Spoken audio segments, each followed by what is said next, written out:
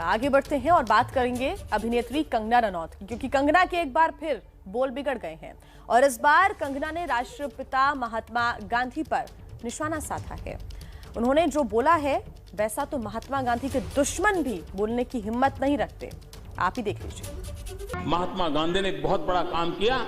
उन्होंने आजादी को जन आंदोलन बना दिया। उन्होंने आजादी को जन आंदोलन बना दिया। कोई झाड़ू लगाता था तो भी वो कहता था मैं देश की आजादी के लिए काम कर रहा हूं। कोई खादी पहनता था तो वो कहता था मैं आजादी के लिए काम कर रहा हूं। जो कोई रेटियां लेकर के सूत काटता था तो वो भी कहता था मैं आजादी के लिए कर रहा हूं। कोई किसी पड़ोसी को पढ़ाता था तो वो भी कहता था मैं आजादी के लिए कर रहा हूं।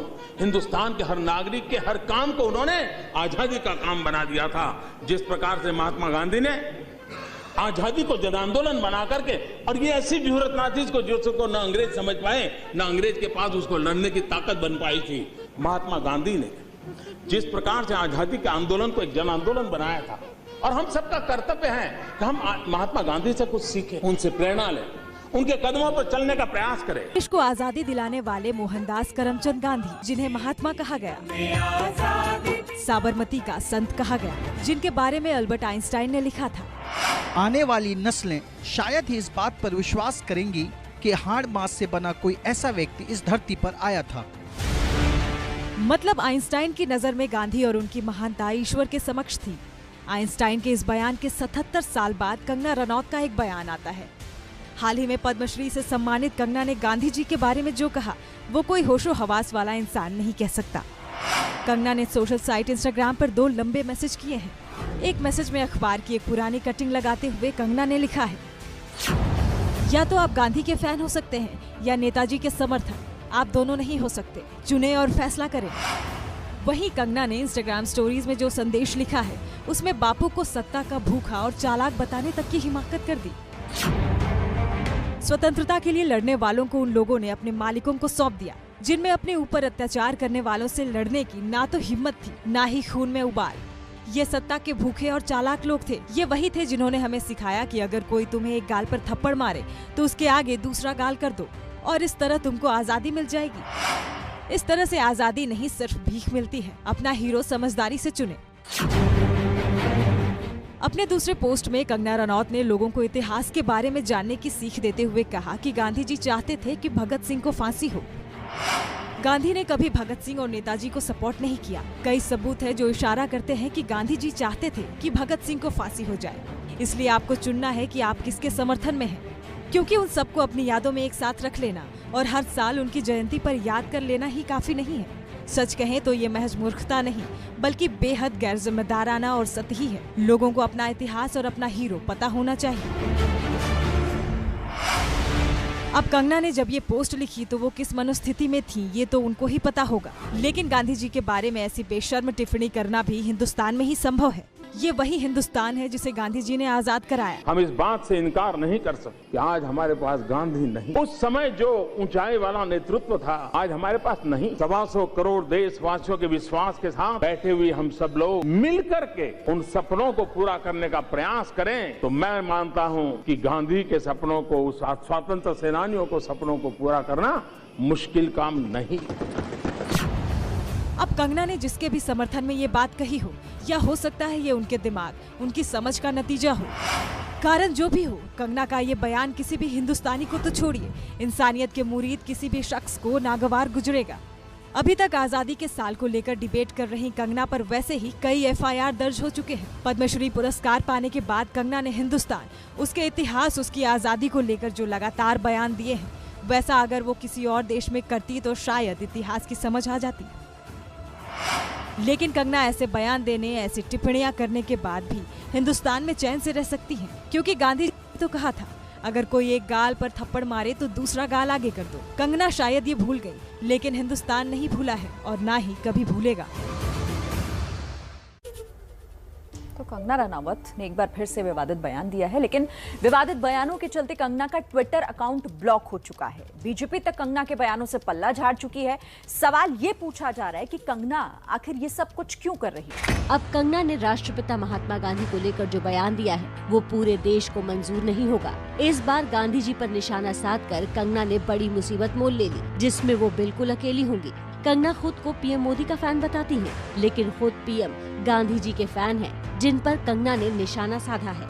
हम 20वीं सदी के गांधी को 21वीं सदी में जीने का, आधुनिक रूप रंग के साथ जीने का, नई सोच के साथ जीने का, नए संकल्प के साथ जीने का, नई उम्मीदों को जगाने के लिए जीने का, एक नया अवसर के रूप में लेकर के चलने का अगर हम करके चलेंगे, मुझे विश्वास है कि वही सच्चे अर्थ में कार्यांजलि होगी। श्रद्धांजलि हमने बहुत दी है, श्रद्धांजलि देंगे भी, लेकिन अब आवश्यकता है कार्यांजलि की।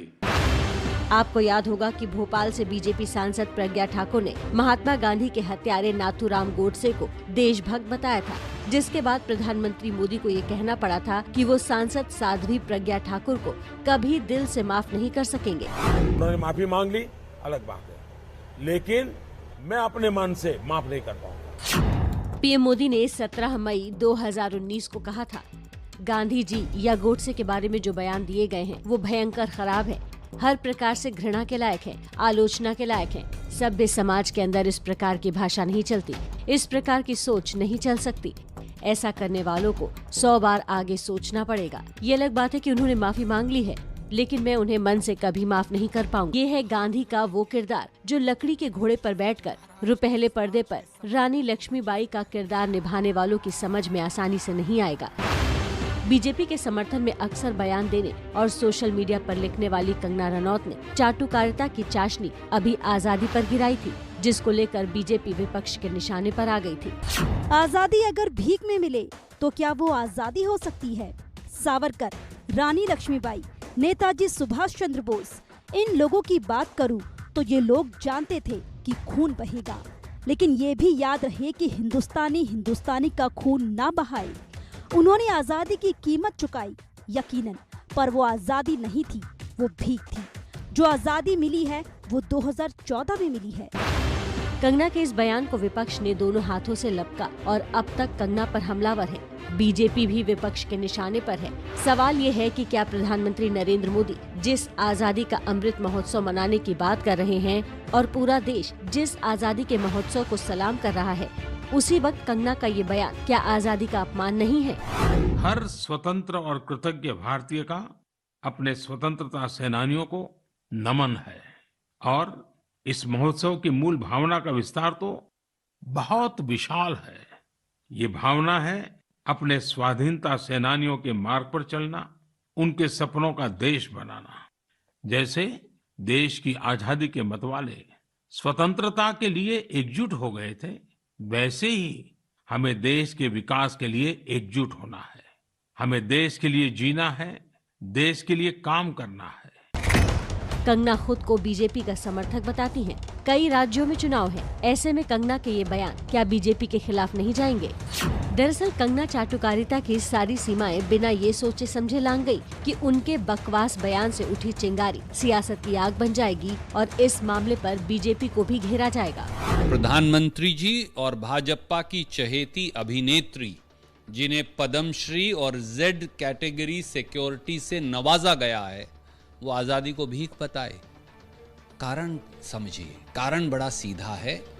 वो लोग जो अंग्रेज के पिट्ठू थे, जब गांधी, नेहरू, पटेल, बोस, आजाद, भगत सिंह कुर्बानी दे रहे थे, फांसी के फंदे हमारे स्वतंत्रता सेनानी चूम रहे थे, तो वो लोग जो अंग्रेज के पिट्ठू थे, वो आजादी के स्वतंत्रता संग्राम को भीख ही मानते हैं। उनके अनुयायी आज मजाक उड़ा रहे हैं देश की आजादी का।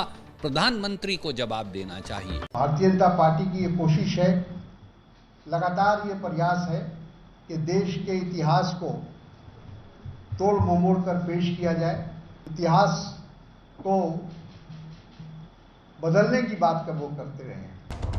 कंगना रनौत काफी समय से खुलकर बीजेपी और पीएम मोदी को सपोर्ट करती रही हैं। इस सपोर्ट के लिए कंगना कई बार विवादित बयान भी देती रही हैं। 2014 के बाद ही देश को आजादी मिली वाले इस बयान में भी वो पीएम मोदी के प्रति अपना समर्थन दिखाने की कोशिश में ही थी, लेकिन बकवास बयान दे गयी और मामला उल्टा पड़ गया। बीजेपी ने भी कंगना के बयान से सीधा पल्ला झाड़ लिया। आजादी इस देश में 15 अगस्त 1947 को मिली थी। और ये सारे विषय ऐसे लोग उठाते हैं जो सोचने समझने की जिनकी जैसी हैसियत है वैसे वो सोचते हैं। इन विषयों पर मैं टिप्पणी करना उचित नहीं समझता। जो लोग आज़ादी को देखे नहीं, आज़ादी के संघर्ष को देखे नहीं, आज पैदा हुए आज़ादी के बाद उनको ये कल्पना नहीं हो सकती। हालांकि मामले में राजनीति जोर पकड़ने के बाद कंगना ने आज़ादी वाले बयान पर माफी मांग ली थी, लेकिन ऐसे बयानों पर माफी की स्याही भी काम नहीं आती। इस बार कंगना ने राष्ट्रपिता पर बेतुकी बात कही है, देश इसे माफ नहीं करेगा।